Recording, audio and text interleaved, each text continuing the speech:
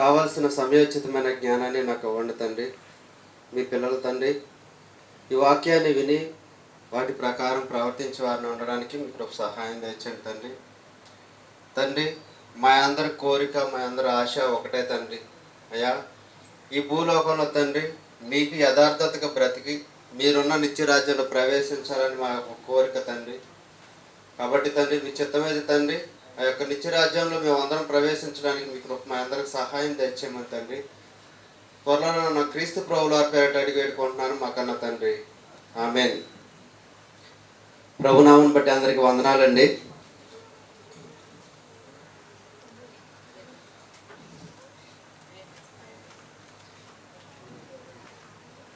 Time table వచ్చేసిందండి.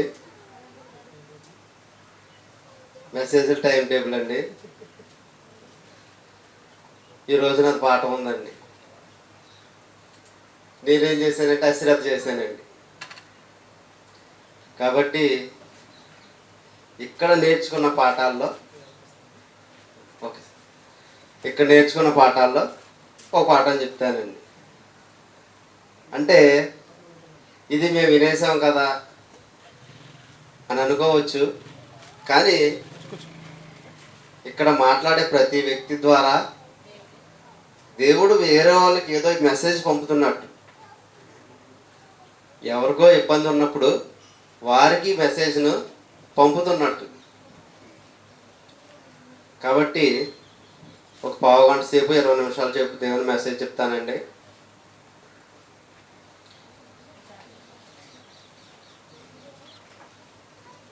రోమాపత్రిక 28 అధ్యాయం, రోమాపత్రిక 8వ అధ్యాయం అండి, 8:28 అండి. రోమాపత్రిక, దేవుని ప్రేమించు వారికి అనగా ఆయన సంకల్పం చొప్పున పిలువబడిన వారికి. ఒక నిమిషం అండి. దేవుని ప్రేమించు వారికి అని చెబుతూ ఇంకా దాన్ని ఏం చేస్తున్నారండి? వివరిస్తున్నారండి. దాన్ని ఏమని చెప్తున్నారండి? నిజముగా ఆయన సంకల్పం చొప్పున పిలువబడిన వారికి. అంటే ఆయన సంకల్పం చొప్పున పిలువబడిన వారు ఎవరండి? క్రైస్తవులు. అంటే సంఘంలో ఉన్న మనం కూడా అని చెప్పుకోవచ్చండి. మరి భూమి మీద ఉన్న ప్రతి ఒక్కరు దేవుని పిల్లలేనండి. మరి వాళ్ళకి మేలు కలగట్లేదంటే వాళ్ళకి మేలు కలుగుతుందండి. మరి అదేంటి? మరి పిలువబడిన వారికి మేలు కలుగుతుందని ఉంది ఇక్కడ. మరి వాళ్ళకి మేలు కలగట్లేదంటే మేలు కలుగుతుంది వాళ్ళకి కూడా. మరి ఎందుకు కలుగుతుంది అలాగంటే, ఫర్ ఎగ్జాంపుల్ ఒక తండ్రికి 2 కొడుకులు ఉన్నారండి. ఒకడు మంచివాడు, ఒకడు చెడ్డవాడండి. తండ్రి మంచివాడిని పోషిస్తాడు, చెడ్డవాడిని కూడా పోషిస్తాడండి. అలా అని చెడ్డవాడు నా కొడుకు కాదని వదిలేడండి. అదే విషయం మనం చెబుతూ నీతిమంతుల మీదను అనీతిమంతుల మీదను సూర్యుడిని ఉదయింపచేస్తున్నాడండి దేవుడు. ఆ విధంగా చెప్పినట్లయితే దేవుని పిల్లలకి మాత్రమే మేలు జరుగుతుందంటే దేవుని పిల్లల కాని వారికి అన్నిళ్ళు కూడా మేలు జరుగుతుందండి. మరి ఎందుకంటే వాళ్ళు ఎవరండి? వాళ్ళు కూడా దేవుని పిల్లలేనండి. దేవుడు తన స్వహస్తాలతో చేయబడిన పిల్లలేనండి. మనందరం ఎవరి నుండి వచ్చామండి అంటే ఆదాము గారి నుండి కదండి వచ్చింది. ఆదాము గారి నుండి అవ్వమ్మ గారి నుండి కయ్యను, హేబేలు, తర్వాత అలా వంశాలన్నీ రావడం జరుగుతుంది. వంశాల తర్వాత మన తండ్రి గర్భంలో మనం రావడం జరుగుతుందండి. అంటే మనం అందరం ఎక్కడి నుండి వచ్చిన వారు ఏంటంటే దేవుని పిల్లలమే. కాబట్టి భూమి మీద ఉన్న ప్రతి ఒక్కరూ దేవుని పిల్లలు. అంటే ప్రతి ఒక్కరూ దేవుని పిల్లలేనండి. చెప్తున్నారండి. తనను నిజముగా ప్రేమించే వారికి మేలు కలుగుటకై, మేలు జరగడానికి సమస్తము సమకూడి జరుగుతున్నాయి అంటండి. సమస్తము కూడా సమకూడి జరుగుతున్నా ఉంటండి. ప్రేమ దేవుని పిల్లలారా, ఫర్ ఎగ్జాంపుల్గా మనం యోసేపు గారి జీవితాన్ని తీసుకోవచ్చండి. యోసేపు గారి జీవితాన్ని తీసుకోవచ్చండి. యోసేపు గారు అంటే యాకోబు గారికి చాలా ఇష్టం అండి. చాలా ఇష్టం వల్ల యాకోబు గారు ఏం చేస్తారండి, యోసేపు గారిని ప్రేమించడం అనేది జరుగుతుందండి. ఇలా ఎక్కువగా ప్రేమించడం వల్ల వాళ్ళ అన్నయ్యలకి అసూయ వచ్చేస్తుందండి. వాళ్ళ అన్నయ్యలకి అసూయ వచ్చేస్తుందండి. అసూయతో ఉన్నప్పుడు ఇదే సందర్భంలో యోసేపు గారు ఒక కథ చెప్తారండి. ఎవరికండి? వాళ్ళ అన్నయ్యలకండి. చూద్దామండి ఏం కథ చెప్పారు చూద్దామండి. ఆదికాండం అండి.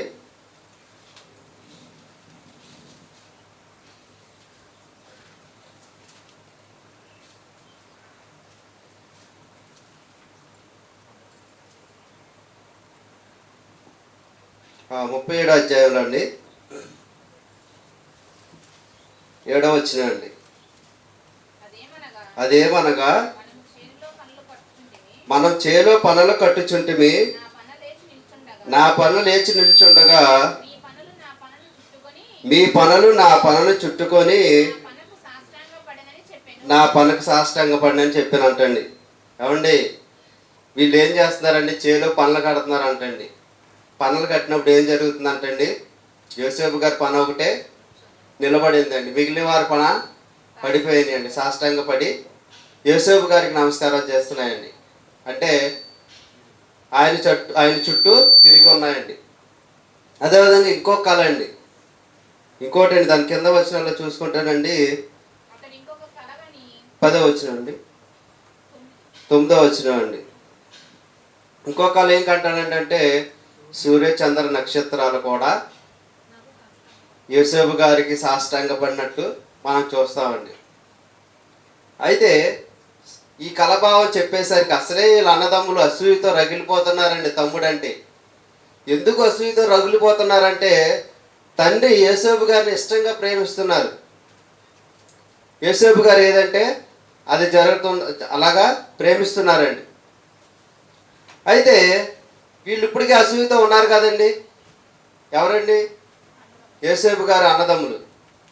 సరే, ఒకరోజు వీళ్ళు గొర్రెల దగ్గరికి వెళ్ళి కాపలా కాస్తుండగా తండ్రి యోసేపు గారిని పంపించారండి.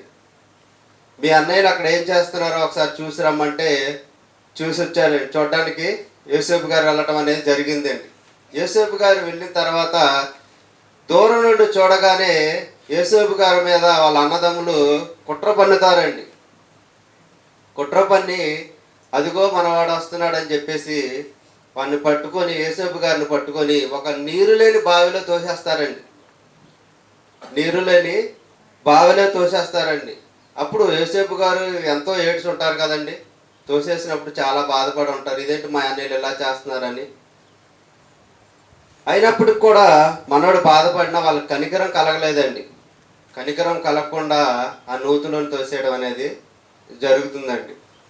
తర్వాత ఇప్పుడు నిజముగా ప్రేమించే వారికి మేలు కలగాలంటే ఇందులో యోసేపు గారికి కలిగిన మేలే ఉందండి. అన్నదమ్ములు తీసుకెళ్ళి గోతిలో పడేశారండి. ఇందులో మేలే ఉందండి. ఇక్కడేమో యోసేపు గారు ఏడుస్తున్నారండి, గోతిలో పడేయటం వల్ల ఏడుస్తున్నారండి. మరి దేవుని నిజంగా ప్రేమించే వారికి మేలే ఉందండి ఇందులో. అప్పుడే దేవుడు ఎంటర్ అయిపోయాడండి. మన జీవితంలో కూడానండి ఎన్నో ఇబ్బందులు, కష్టాలు, నష్టాలు వచ్చినప్పుడు నా పని అయిపోయింది, ఇక నేనేం చేయలేను, నా జీవితం అంతమైపోయింది అని ఎప్పుడైతే మనం అనుకుంటామో చేతులెత్తేసి దేవుని దగ్గర ఒప్పుకోవాలండి. మనం ఎప్పుడైతే మన చేతులెత్తేసి దేవుని దగ్గర తండ్రి నా బ్రతికి అయిపోయింది తండ్రి అని చేతులెత్తేసామో అప్పుడు దేవుడు ఎంటర్ అవుతాడండి. ఏమండి, ఫర్ ఎగ్జాంపుల్ చెప్తాను. ఈ సృష్టి ఫస్ట్లో ఎలా ఉందండి? శూన్యంగా ఉందండి. శూన్యంగా ఉన్నప్పుడు దేవుడు ఏం చేశాడండి? జలాలను పుట్టించాడండి. జలాల నుంచి ఈ ప్రకృతిని అంతటినీ చేశాడండి. శూన్యంలో నుండి ప్రకృతి చేయగల సమర్థుడండి మన దేవుడండి. ఎంత గొప్పవాడండి. ఈరోజు నీకొచ్చిన నాకొచ్చిన కష్టాలు తీర్చలేడండి? తీర్చగలడు. కాకపోతే మనం ఏం చేస్తామంటే ఆయన మీద సందేహపడతామండి. దేవుడు చేస్తాడంటావా? నా అంతటి నేను పాడు చేసుకున్నాను, దేవుడు చేస్తాడంటావా అని ఆలోచన చేస్తుంటామండి. కానీ ఏమీ లేని శూన్యంలో నుండి దేవుడు రప్పించగల గొప్ప దేవుడు అయినప్పుడు ఏదైనా చేయగల సమర్థుడా కాదండి. దేవుడు ఏదైనా చేయగలడండి. కాకపోతే మనం ఆయన మీద ఆనుకున్నప్పుడు మాత్రమే ఆ మేళ్ళు అనేవి జరుగుతుంటాయండి. ఇకపోతే యోసేపు గారిని ఈ గోతులో పడేశారండి. ఇంకా వాళ్ళ అన్నదమ్ములు పడేసినప్పుడు అప్పుడే దేవుడు ఎంటర్ అయిపోయాడండి. దూరం నుంచి మిద్యానీయులు వస్తున్నారండి. ఏమండి, ఆ రోజు వాళ్ళు ముందే వెళ్ళిపోవచ్చు కదండి, లేదంటే అంతకన్నా వాళ్ళు ఏం చేశారు, ఆ రోజు వెనక వైపుగా రావచ్చు. ఎప్పుడు వెళ్తారని మనకు తెలియదు, కానీ బైబిల్లో రాపించలేదు. కానండి ఎప్పుడైతే యోసేపు గారు గోతులో వాళ్ళ అన్నదమ్ములు పడదోశారో అప్పుడు దూరం నుండి మిద్యానీయులు వస్తున్నారండి. మిద్యానీయులు వచ్చినప్పుడు అందులో రూబేన్, పెద్దవాడైన రూబేన్ అంటున్నాడు, ఈ గోతులో పడేస్తే మనకేం ఉపయోగం, కాబట్టి వీడిని తీసుకెళ్ళి మిద్యానీయులకి వెలకమ్మేద్దామని చెప్తున్నారండి. ఎవరినండి? సొంత తమ్ముడిని అమ్మేద్దామని చెప్తున్నారండి. చూడండి ఎంత కుట్ర పని ఉన్నారు చూడండి. సొంత తమ్ముడిని అమ్మేస్తున్నారండి. ఇకపోతే ఇంకా అలాగా మిద్యానీయులకి 20 తులాల వెండికి అమ్మేస్తారండి యోసేపు గారినండి. 20 తులాల వెండికి అమ్మేసినప్పుడు ఆ మిద్యానీయులు తీసుకెళ్ళి ఐగుప్తు దేశానికి తీసుకెళ్ళిపోతారండి. తీసుకెళ్ళిపోయి అక్కడ పోతిఫారుకి అమ్మేస్తారండి. పోతిఫారుకి అమ్మేటప్పుడు మనోడు మంచి బలశాలిగా ఉంటాడండి. కండపుష్టి కలిగి చూడడానికి కూడా మంచి రమ్యంగా అందంగా కనిపిస్తాడండి. కనిపించినప్పుడు ఈ పోతిఫారు ఏం చేస్తాడంటే తన పనికి వస్తాడని తీసుకోవడం అనేది జరుగుతుందండి. మనోడు ఎందు చూసి కొన్ని కార్యక్రమాల వల్ల ఇతనితో దేవుడు తోడై ఉన్నాడు అనుకొని, దేవుడు ఇతన్ని ఆశీర్వదించాడు అనుకొని ఏం చేస్తాడండి, విచారణకర్తగా కూడా పెడతారండి. తన ఇంట్లో విచారణకర్తగా పెడతారండి. విచారణకర్తగా పెట్టిన తర్వాత వారి భార్య అండి, పోతీఫారు గారి భార్య ఏం చేస్తుందండి, మరి ఒక యోసేపు గారు అందంగా రమ్యంగా ఉండటం చూచి పోతీఫారు మీద కన్ను వేయటం అనేది జరుగుతుందండి. అప్పుడు జరిగిన తర్వాత ఏం చేస్తాడండి, నాకు ఇల్లంతట్లో అధికారం ఇచ్చారు కానీ అతని భార్య మీద నాకు అధికారం ఇవ్వలేదని దేవునికి నేను విరోధముగా నేను పాపం చేయనని తన పై వస్త్రాన్ని వదిలేసి వెళ్ళిపోతాడండి. అప్పుడు పోతీఫారు గారి భార్య ఏం చేస్తుందండి, ఇలా నన్ను పాడు చేయడానికి చూశాడని చెప్పినప్పుడు ఏం జరుగుతుందండి, యోసేపు గారిని జైల్లో పెడతారండి. ఏమండి, యోసేపు గారిని జైల్లో పెడతారండి. ఇక్కడ యోసేపు గారు ఏమైనా పాపం చేశారండి, పోతీఫారు విషయంలో వారి భార్య విషయంలో ఏమైనా పాపం చేశాడంటే ఏ తప్పు చేయలేదండి. దేవుని దృష్టికి నేను చెడుగా ప్రవర్తించడం దేవునికి ఇష్టం లేదని తన పై వస్త్రపు చెంగును వదిలేసి వెళ్ళిపోతారండి. మరి ఇక్కడేమో యోసేపు గారు ఏం చేయలేదు, అయినా జైలు శిక్ష పడింది. మరి నిజంగా ప్రేమించే వరకు వచ్చి కలిగే మేలేంటి? తనేం చేయకపోయినా తనకు శిక్ష పడిందండి. అయితే ఇలా జరుగుతున్న సందర్భంలో వెళ్ళిపోతారండి, జైలుకి వెళ్ళిపోతారు. జైలుకి వెళ్ళిపోయిన తర్వాత అక్కడ 2 అధికారులు ఉంటారండి.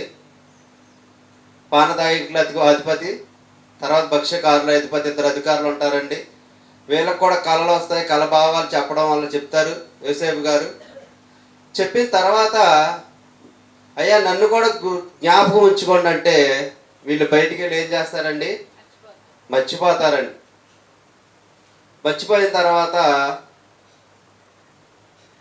ఒకరోజు ఇలాగే కాలం గడుస్తూ ఉండగా ఫరోకి కళ వస్తుందండి. ఫరో కళ వచ్చినప్పుడు ఫరో కళ భావం ఎవరు చెప్తారనుకుంటే, పలానా యోసేపు గారు ఉన్నారు, యోసేపు గారు జైల్లో ఉంటారంటే, ఇప్పుడు వరకు ఇతను జైల్లో ఉన్నారు కదండి, ఆ యోసేపు గారిని శుభ్రంగా స్నానం చేపించి ఈ యొక్క రాజు దగ్గర తీసుకురావడం అనేది జరుగుతుందండి.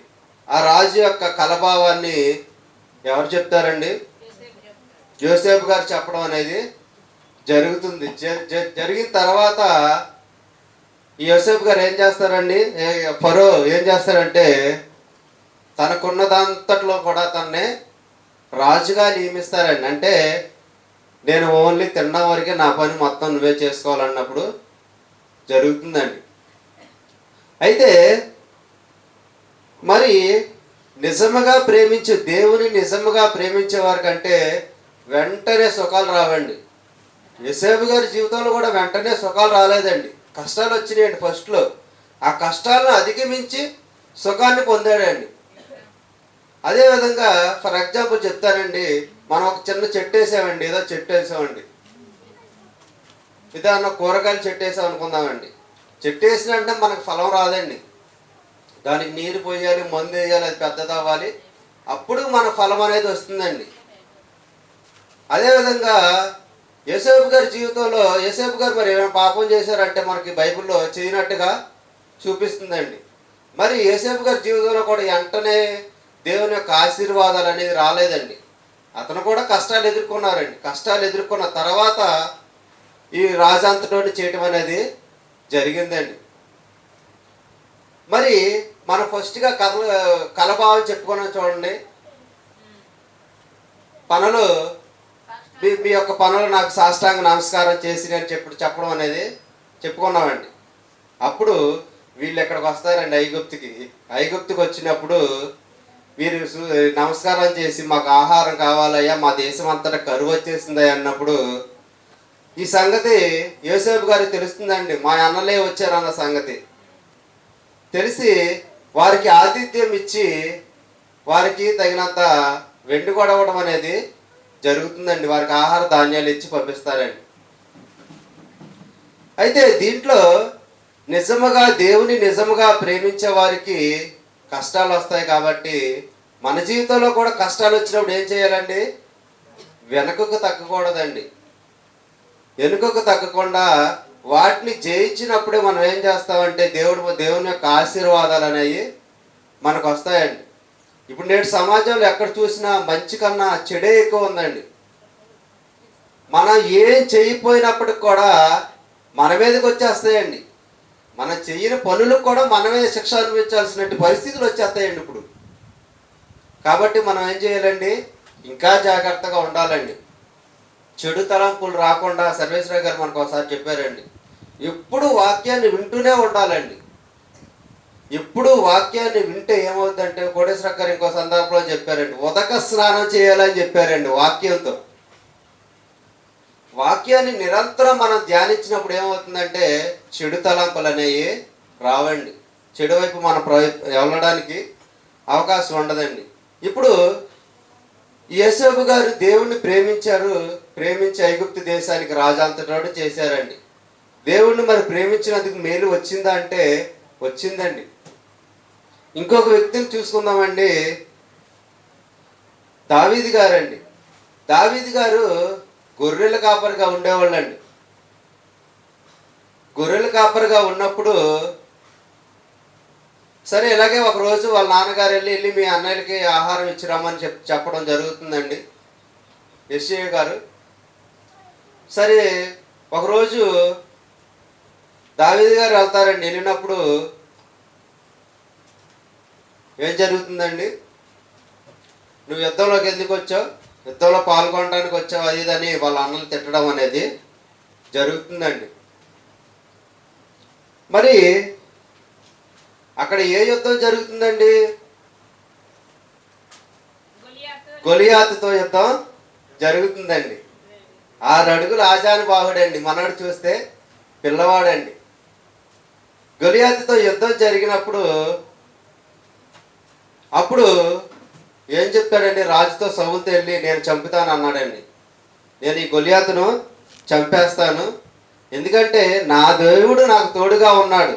నేను గొర్రెల కాపరిగా ఉన్నప్పుడు సింహమును ఎలుగుబంటిని చంపాను, వీడినంత అన్నట్లుగా చెప్పినప్పుడు సరే అని ఆ యొక్క యుద్ధ కవచాలను ధరింపజేసి పంపించినప్పుడు నాకు ఈ యుద్ధ కవచాలు ఏం వద్దు నాకు అని చెప్పేసి సింపుల్గా వెళ్ళిపోతాడండి దావీదు గారు. అలా వెళ్ళిపోవడానికి కారణం ఏంటండి, దేవుడు ఉన్నాడనే ధైర్యంతో ముందుకు వెళ్ళిపోతాడండి. ధైర్యంతో వెళ్ళిపోయి ఏట్లోని ఒక 5 రాళ్ళు ఏరుకుంటారండి. 5 రాళ్ళను ఏరుకొని దాంట్లో ఒక రాయి ఒడిసెలు పెట్టి కొడితే నుదుటి మీద గొలియాత్ ఏం చేస్తాడండి? కింద పడిపోతాడండి.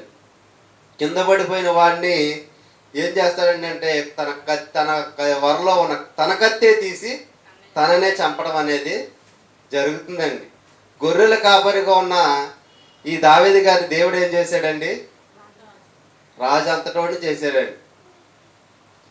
అయితే ఇదంతా రాజు అంతటోడు చేసి అంటే అంతకు ముందు సౌలు ఇస్తానని తన కుమార్తెను ఇస్తానంటాడు, తన రాజ్యంలో కొంత భాగాన్ని ఇస్తానని ప్రకటించినప్పుడు ఈ యుద్ధం జరిగిపోయిన తర్వాత అసలైన కష్టాలు మొదలవుతాయండి ఇక్కడ దావీదు గారికి అండి. ఎందుకండి? అక్కడ స్త్రీలు గాన ప్రతిగానాలు చేస్తారండి. సౌలునకు 1000 కొలదిను, దావీదుకు 10,000 కొలదిను గాన ప్రతిగానాలు చేసినప్పుడు ఏమవుతుందండి? అప్పుడు అసూయ పడతాడండి. అసూయ పడి అప్పటి నుండి దావీదు గారి మీద ఒక చూపు ఉంచుతారండి. తర్వాత కష్టాలు ఎదుర్కొంటారండి. మళ్ళీ దావీదు గారు తన జీవితంలో అనేకమైన కష్టాలు ఎదుర్కొంటారండి. తన పిల్లల నుండే తనకు శత్రుత్వం రావటం, అడవులోకి పారిపోవటం, ఇలా అన్నీ జరుగుతూ ఉంటాయండి. ఇవన్నీ రాజు అవ్వక ముందే జరుగుతూ ఉంటాయండి ఈ సందర్భాలన్నీ కూడా. అయితే తర్వాత సౌలు చనిపోవడం, ఈ యొక్క రాజు అయిపోవడం ఇదంతా జరుగుతుందండి. మరి దావీదు గారి జీవితంలో కష్టాలు రాలేదంటే వచ్చాయండి, చాలా కష్టాలు వచ్చాయండి. తాను చేసిన పాపానికి కూడా కష్టం అనిపించాడండి దావీదు గారండి. అనేకమైన ఇబ్బందులు కూడా పడ్డారండి. చివరిలో ఏమయ్యాడండి? రాజు అయ్యాడండి దావీదు గారు. అదేవిధంగా మన జీవితంలో వచ్చిన సరే ఏం చేయాలండి? కష్టాలను అధిగమించాలండి. ఇంకొకటి అండి, పౌలు గారండి. పౌలు గారు పూర్వం ఎలా ఉండేవాళ్ళండి? హింసకుడు గాను, దోషకుడు గాను ఉండేవాడండి. అయితే అలా ఉండడానికి కారణం ఏంటండి? అంటే తిమోతి పత్రిక ఎవరు చదవట్లేదండి, అందులోనే ఉందండి. అంటే దానికి ఏముంటుందంటే నేను ఆన్సరు అది నాకు తెలియకపోవడం వల్ల అంటే అక్కడే ఉంటుందండి. ఏంటంటే సరైన కారణం ఏమని చెప్తారంటేనండి, నమ్మకం లేక ఉండకపోవడం అనమాట. తన మీద సరైన నమ్మకం లేకపోవడం అండి. దేవుని మీద నమ్మకం లేక ఉండేవాడండి. అంటే దాని కరెక్ట్ పాయింట్ అంటే చెప్తాను, ఒక్క నిమిషం అండి. తిమోతి పత్రిక తిని ఒకసారి. అవిశ్వాసం వల్లండి. అది ఆ సెంటెన్స్ చెప్పడం రాలేదు నాకండి. తెలియక అవిశ్వాసం వల్ల ఉండటం వలన పూర్వం ఎలా ఉన్నాడండి? హింసకుడు గాను, దోషకుడు గాను, హానికరుడు గాను ఉన్నాడండి. అయితే ఈ యొక్క పౌలు గారి జీవితంలో అనేక కష్టాలు వచ్చినాయండి. వాడబద్దలైపోవడం, ఇలా చాలా సందర్భాల్లో చాలా హింసలు పాలవడం, అనేక కష్టాలు ఎదుర్కొన్నారండి పౌలు గారండి. అనేక కష్టాలు ఎదుర్కొన్న తన జీవితంలో అన్ని కష్టాలు ఎదుర్కొనేసరికి చివరికి ఏమంటారండి? నేను మంచి పోరాడి తిని నా కొరకు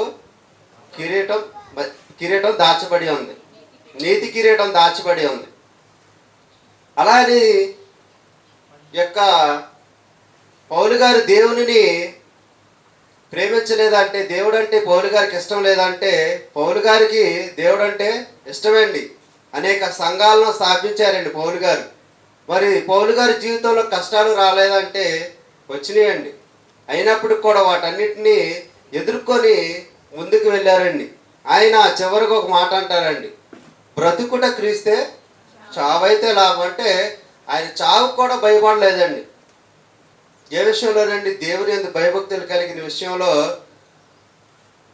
చావుకు కూడా భయపడిన పరిస్థితిలో ఉన్నారండి. మరి పౌలు గారికి వచ్చిన మేలు ఏంటంటే నిత్య జీవం అండి. నీతి కిరీటం అతని కొరకు దాచబడి ఉందండి. తను నిజముగా ప్రేమించి వారికి సమస్తము సమకూడి జరుగుతున్నామంటే మనిషి జీవితంలో ప్రతి ఒక్కరి జీవితంలో కష్టాలు వస్తాయండి. ప్రతి ఒక్కరి జీవితంలో ఇబ్బందులు కలుగుతూనే ఉంటాయండి.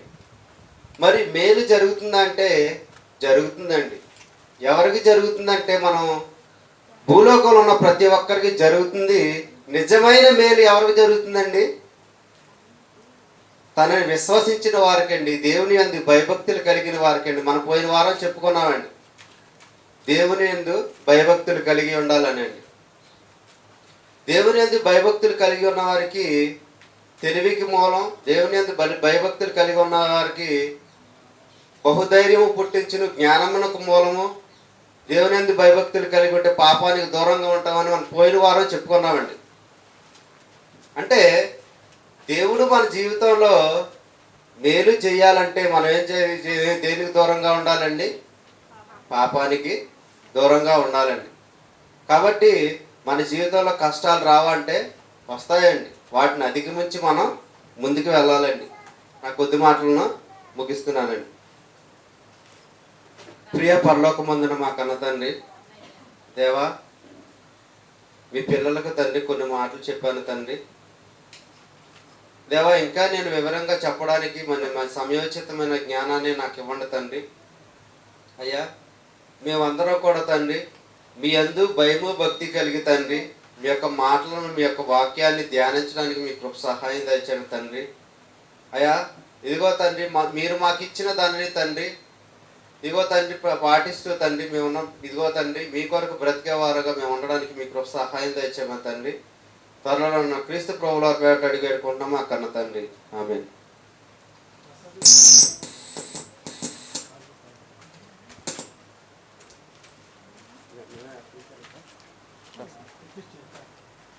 నేను ఆఫ్ చేసేస్తాను.